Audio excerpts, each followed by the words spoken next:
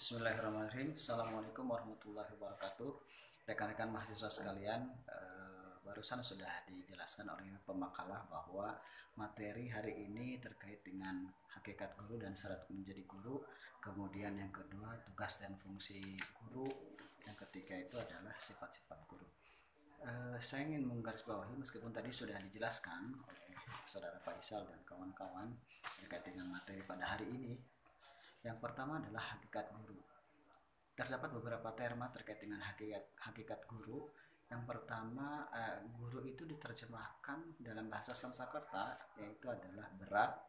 Kemudian guru juga diartikan sebagai sesuatu yang penting dan juga guru diartikan sebagai sesuatu yang terhormat begitu. Jadi guru itu masih dianggap sebagai atau diterjemahkan orang yang terhormat itu dalam bahasa Sanskerta.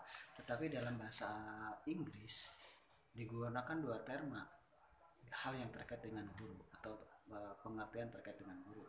Yang pertama adalah orang Inggris itu menyebut guru dengan kata teachers, yang kedua menyebutnya dengan kata educator. Jadi kalau teacher itu adalah pengajar atau orang yang mengajar, kemudian edukator adalah orang yang mendidik. Nanti teman-teman sekalian silakan membedakan mana atau apa perbedaan antara teacher dan juga edukator, pengajar dan pendidik begitu. Berikutnya di dalam bahasa Arab ini terdapat beberapa kosakata terkait juga dengan guru.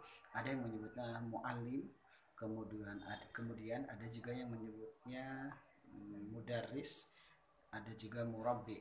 Nah, nanti juga ada bahkan yang menyebutkan dengan muadib. Teman-teman juga silahkan cari perbedaan di antara beberapa kata tersebut.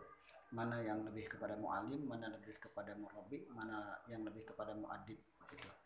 Itu saya kira masing-masing memiliki khas atau kekhasan yang berbeda di antara beberapa terma atau kata-kata yang digunakan terkait dengan penerjemahan guru itu.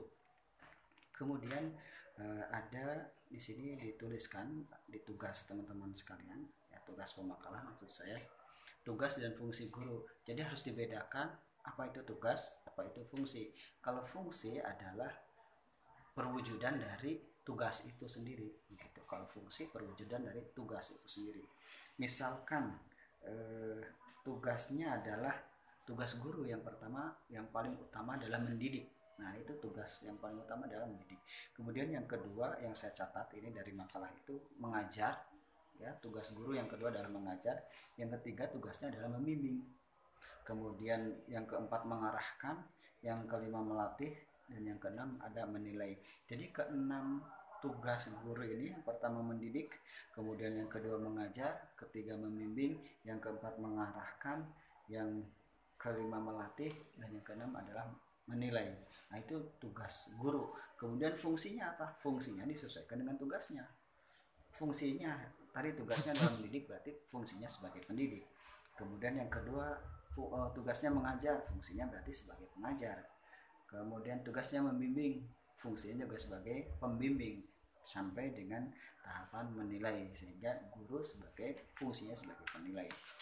Nah, tugas tugas dan fungsi itu berbeda, sehingga fungsi adalah perwujudan dari tugas dan yang dilakukan di dalam fungsi itu adalah tugasnya itu, atau nanti ketika tugas itu disebutkan misalkan tugasnya adalah mendidik, maka fungsinya pendidik dan lain sebagainya. Itu sudah saya jelaskan barusan di awal.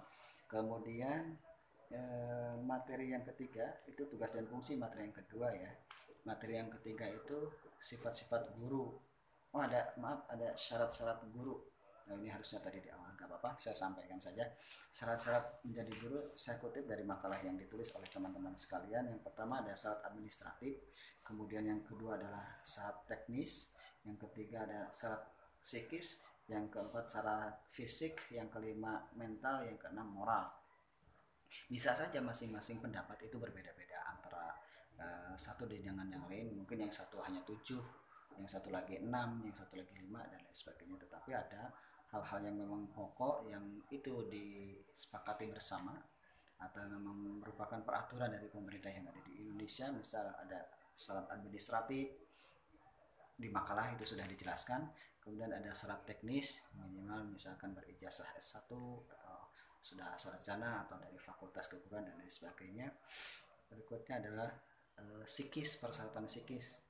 Nah, psikis itu bahwa jiwanya tidak terganggu, sehat pikirannya, bukan hanya jiwa tapi juga pikirannya. Kemudian fisik. Nah, terkait fisik ini ada perdebatan, tadi ada pertanyaan dari forum atau dari audien, dari mahasiswa, ada yang mengatakan atau ada yang bertanya bahwa ada kok di televisi atau di berita yang memiliki cacat fisik tapi dia menjadi seorang guru. Nah, makanya tadi yang seperti di awal saya katakan tentang syarat guru ini, bahwa syarat fisik mungkin untuk yang syarat ini diperdebatkan.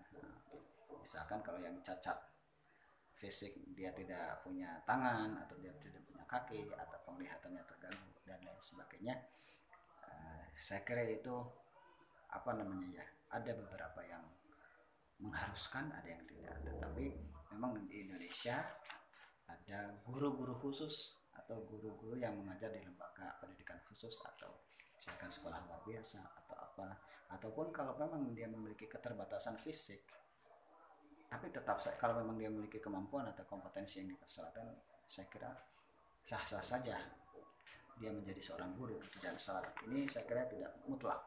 Nah, sehingga tadi pertanyaan tadi dari penanya ini tidak menjadi menjadi penggugur bahwa dia tidak bisa menjadi seorang guru.